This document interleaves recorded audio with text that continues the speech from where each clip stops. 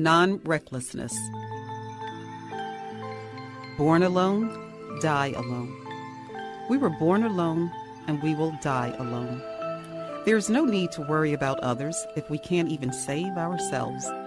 If we can't save ourselves and don't have a firm grip on our own refuge, then maybe we are not good enough to save others. We ourselves may be vulnerable to Mara. Now that we have found Buddhism, now that we have found the most important and beneficial knowledge, what are we still waiting for? Why are we not reaping the benefits? Are we going to wait until we're too old? We don't know when our final moment may arrive. If we die unexpectedly, do we want to find ourselves in a hell realm? Doesn't it bother you to think that your time in this life may be for naught? Don't you feel sorry for the wasted time and the wasted life? The purpose of our life is to pursue perfections, parami, preserve and protect our merit. Only merit will carry us through in the end. Transcendental merit gained from meditation, is very important. How much do you expect of life when you have accumulated so little transcendental merit? If we are born into this world and allow our life to be wasted, why bother to be born at all? Chattering, fooling around, frivolous pursuits, what do we gain from such activities? Are we winning or losing in our quest for perfections? You must protect your merit. If you don't protect it, pay no attention to it, or don't reflect on it regularly, your merit will become weak and stop flowing. But if you constantly reflect on it, your merit will keep flowing. Ask yourself what you want for your future. Do you wish to become lost amidst the deceptions of pleasurable sight, sound, smell, taste, and touch? Reflect upon this carefully. A wrong path, once chosen, is hard to deviate from. Strive to build maximum merit. Dhamma is something deep and profound. It is not easy for ordinary people to attain or even comprehend in a short amount of time. You know that it is difficult to be born as a human. One has to overcome innumerable odds before one gets to become a human. Now that you are a human and have found Buddhism, you should make your life worthwhile. Build as much parami as possible until your virtue is whole enough to help you find your way out of suffering. Being born human is a great blessing indeed. It doesn't matter whether you're born into a rich or poor family, a fortunate or unfortunate condition. You should accept it and carry on. There is nothing anyone can do to change this. You have become the way you are because what you have done in the past. It is your karma. If you want to improve your conditions, you have to commit to doing more good deeds. Everyone who is born will eventually die. We all have to die, but no one knows when his or her time will come. Because of this, we must do all we can to accumulate as much merit as possible. Merit is the only possession we can take with us after we die. We are the way we are because of what we have done. Learn to endure it. Do the best you can for yourself. Do the best you can in everything. Good things will eventually come to you. You will die regardless of whether you do it or not. It is better to do it and to do it well. Don't be lazy with your meditation. Meditate as much as you can to cultivate good mindfulness. If your mindfulness is weak, you will be vulnerable to evil thoughts that give rise to bad karma.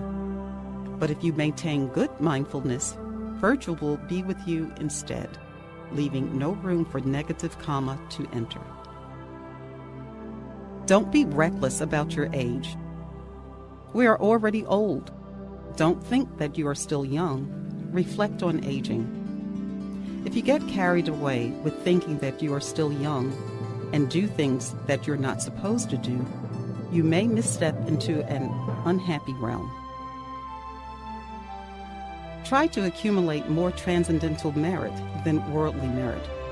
It is the transcendental merit that releases you from defilements. Already old. Bear in mind that you are getting older every day. Don't take your youth for granted. I have been telling myself that I am old ever since I was a young woman, and it has motivated me to hurry up and pursue perfections. Preparing for it. I made a resolution that no matter how serious my illness may be, I want the doctor to conceal nothing from me, but tell me everything as it is so I can be prepared. Hurry on. You are young. You are strong. Row your boat as hard as you can. Hurry and continue to row on. Don't be bothered if others slow down. For us, we must make the best of our own life. This is our last life, our last existence. When we depart, we must take only the good things with us. Grab the victory flag. Never go backwards. Keep rowing forward. I say this is our last life because before this life, we may have been deficient and inconsistent in our practice of good deeds. But in this life, we must try harder and be more determined. We can no longer give in. We must also make resolutions that encompass everything that is good. We will wish that we encounter only good things, maintain celibacy in every lifetime until we reach Nibbana, and never cross paths with bad people, people who lack morality and truthfulness. In the end, what is left of this world is only merit and demerit. Humans are puppets played by merit and demerit. We are puppets. I reflect on death, realizing that time waits for no one. That's why I made katina offerings, robe offerings to monks while I still could. Any day could be my last day. I don't know when I will pass away, so I hurry to make more merit, realizing that merit is the only thing I can take with me when I die. We can't take anything with us when we die, except merit and demerit. We are like puppets. Merit and demerit are our puppet masters. When we do good deeds, merit pulls us up. When we do bad deeds, demerit pushes us down. Don't let time pass uselessly. Our life is getting shorter and shorter. Hurry and do more good deeds. Don't let time pass you by for naught. It is a pity to be wasting time. Time wasted is life wasted. Time waits for no one. Lazy people are feeble-minded. They don't know how to think. The moment you wake up, you should realize that days are going by, months are going by, years are going by, and time waits for no one. If you want to do something good, do it now and do it well. Do only good things. When you make merit, you take merits with you as your blessings. When you commit wrongdoings, you carry demerits with you as your curse. Priceless treasure. At this moment, I'm still healthy. Let me tell you what is on my mind. Remember my words. I am giving you an invaluable treasure. Please take good care of the treasure that I'm giving to you. You will be able to look after your spiritual well-being in the future. I have only virtuous intentions for everyone. I want to give ultimate benefits to others. May you always be on the moral path, determined to make merit while you are young and strong, and to pursue it to the best of your ability. After we finish building our temple, I will offer the temple Buddha Center to the Buddhas in Nibbana. All of us will benefit from this transcendental merit. Maintain this great merit by keeping our temple pure and clean. Let Luang Pa Dhammachayo know everything, positive or negative, according to the truth. Honor your pure intentions, your good morality, and your genuine truthfulness in the same manner I have honored mine. Don't wait. We don't know when our final day will come. Start going to the temple now while you still can. Don't wait until someone has to carry you into the temple for your own funeral. Days and nights pass by quickly. With each sunset, our life becomes one day shorter. Capitalize on each day that you are still alive by accumulating as much merit as you can. In times of trouble, reflect on your merit. Know how to build up your merit and know how to maintain merit. Use your merit wisely as you would use your money. Come to the temple now. Khun encouraged those who came to the temple for the first time to visit the temple often. Whether it's early or late in life, we all end up in the temple one way or another. Whether you are the beloved child or the beloved parent, death brings us all to the temple in the end for our own funeral. So don't wait until you are too old and too weak to go on your own. Life does not end with death. Those who are accustomed with doing good deeds, who can recall their good deeds at the time of death, will find their way to a heavenly realm. Those who are accustomed to doing bad deeds, whose minds are attached to their bad deeds at the time of death, will end up in a hell realm. For those who performed neither good nor bad deeds, after death, their spirit will neither be in a heavenly realm nor a hell realm, but will roam about in this world. Be prepared. A kind-hearted 80-year-old woman with 5 children once came to Khun and asked for her advice.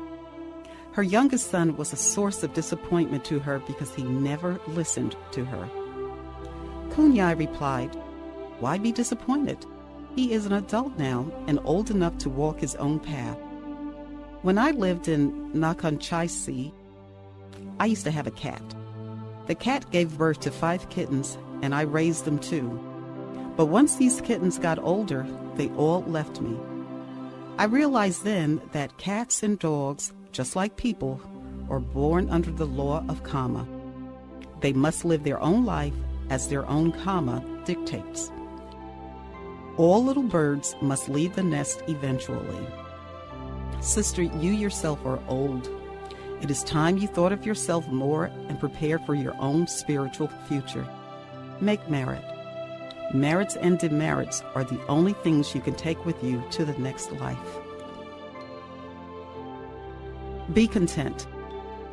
Let us be neither blindly ambitious nor greedy. Instead, let us learn modesty and contentment. Greed can turn an honest man into a fraudulent one. I dislike a dishonest person. When you are greedy for unwholesome things, in the end you will possess only misery. Strive to keep your mind pure and clean. If you have accumulated enough merit, then your desires will be met without the need for ruthlessness. And if you desire only to possess more virtue, that would be excellent indeed. Learn to live a simple life and make use of your possessions prudently. Be modest. I'm not the ambitious type. I don't want to be popular nor famous like others. This has been a characteristic of mine for a long time. When I lived at Wat Pak Nam and practiced high-level Dhammakaya meditation with Luang Pa, Wat Pak Nam, I was very quiet. In the meditation hall, I rarely spoke, but when I did, others listened.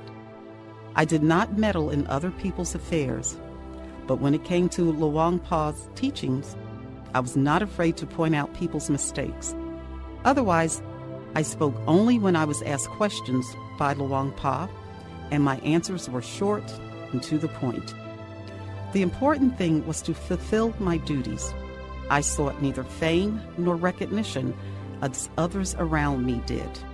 Fame without merit is a structure built on a crumbling foundation. Build more virtues. We are born to pursue virtue. I have been doing good deeds and building up virtue little by little, regularly and consistently, quietly and humbly, without the need for recognition.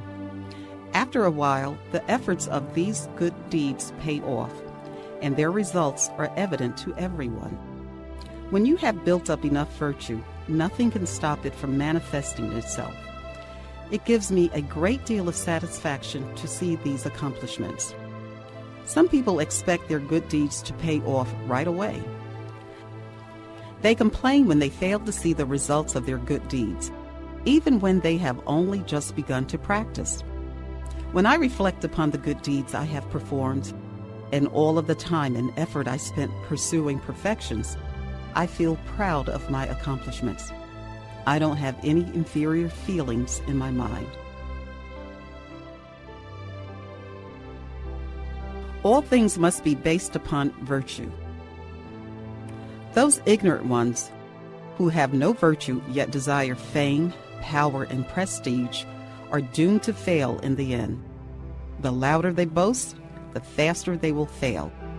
All things must be based upon virtue. No desire for others' possessions. I built the temple. My life is based on merit. From it, I have a place to live and food to eat. There's no desire in me to steal others' wealth. If someone causes me harm, let that be his or her own burden. I have no desire to hurt anyone's feelings. Associating with people. We should know what type of people to associate with. There are some people we can welcome into our homes, while others should be kept at a distance. It is important to recognize which is which. If we know certain people display bad behavior, then it's best to avoid them entirely, lest we begin to emulate them. Even if we recognize and disagree with their bad behavior at first, if we continue to associate with them in time, we begin to think they're not so bad after all and end up losing our own morals. A heroin addict started out as drug-free, but through peer pressure gradually became addicted to the drug. Think of bad behavior as contagious germs. We don't know when we catch them. Slowly they invade us without our awareness. Before we know it, it is already too late. Seeing through people. There is a parable about a fox that was raised as a lion. It is the fox's nature to eat excrement. But one fox was taken and raised like a lion. He was fed the finest meat, and he behaved as regally as a lion would. But when he came across excrement, his true nature came to fore, and he ate it. A fox is still a fox. We need to look into the true nature of a person to know who he really is. Be a team player. I care for my community. We should learn how to be a good team player and get along with everyone. Arrogance only leads to isolation. If we have the attitude that we are better than others, at our time of distress, no one will be around to offer help. Human relations. We should learn how to get along with others. If someone does not talk to us, then we need to be the one to begin talking first. Soon we will have a pleasant conversation. We should reject the attitude of snobbery and arrogance. Instead, strive to relate well with every type of person. You never know, a day might come when you will need their help. Hate no one. I have hatred for no one.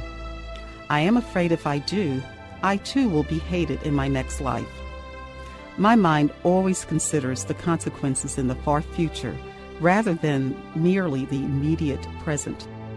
Besides, I would rather have love than hatred for people. Silence is golden. I seem to possess a special intuition. Although I am uneducated, I have a good sense about people. I see through them, but I prefer to keep it to myself. If I'm not adept with people, I would not have been able to build this temple. Talk is cheap. Silence is golden. Receiving guests. Responding to people who ask for your help is not easy. We must learn the proper way to do it. Although we must cater to them, we must also maintain our moral nature, especially our Dhamma.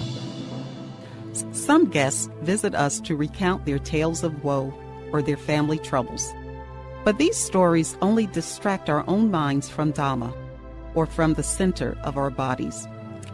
As practitioners of Dhamma, we should try to guide our guests to the wisdom of Dhamma as well.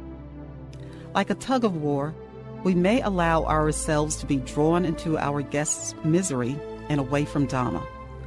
Or we can draw them to Dhamma and away from their problems.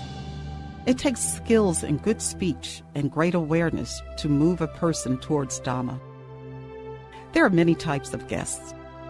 Before we can host any of them properly, we must first understand ourselves thoroughly. Understanding ourselves first will help us understand others, and this in turn will help us understand their problems.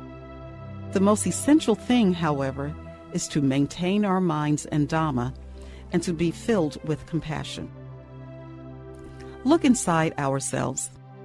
Look back to our past lives through meditation and recall all the merit we have made. Recall how we have pursued perfections. Then look at ourselves in the present life to see how much purity we have cultivated inside ourselves. Realize whether we are in the position to save this person. If not, we must let it go. Don't let yourself become a casualty while trying to help others. Look to the future and think where you want to be. What is your goal? When hosting guests who ask for help, we should look back into the past, look intensely at the present, and look forward into the future. Most importantly, we must meditate constantly to strengthen our minds and resist distractions. There's an old saying, chanting is a balm, meditation is a pill. Suffering is like a disease. If we use both kinds of cures, the disease will heal faster. If we can convince the person with serious problems to begin chanting and meditating, then he can acquire merit to help himself.